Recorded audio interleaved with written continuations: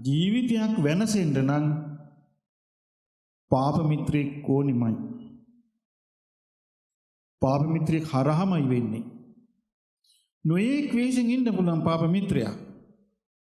තමන්ගේ ගැලවුම් කාර්යය වගේ ඉන්න පුළුවන්. හිතවතා වගේ ඉන්න පුළුවන්. උදව්කාරයාගේ වෙසින් ඉන්න පුළුවන්. පාප මිත්‍රයා. පාප මිත්‍රයාගේ ස්වභාවය තමයි තමන් ඇසුරු කරන එක්කෙනා විනාශ වුණාට යාට ගාණක් නැහැ. පාප මිත්‍රයා කියන්නේ විනාශ වෙච්ච කෙනෙක් නේ. එතන විනාශ වෙච්ච කෙනාට එයා ඇසුරු කරන හොඳ කෙනා විනාශ වුණාට ගාණක් නැහැ.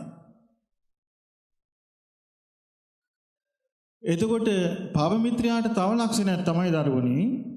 පාප මිත්‍රයාට දුර පේන්නේ නැහැ. පාප මිත්‍රයා අවස්ථාවාදී. එතකොට අවස්ථාවාදී දුර පේන්නේ නැති කෙනෙක් ඉන්නවා කියමු. එතකොට අද කාලේ බලන්න මම මේ කිය ගුණ සම්බන්ධයෙන් අද කාලේ වුණේ මේ සලකන්නේ. එයා ලස්සනද? හැන්සම්ද? නැත්නම් ගොඩක් රූපී ලස්සනයිද? එයා දක්ෂද? ඕව තමයි අද බලන්නේ. ගුණ බලන්නේ.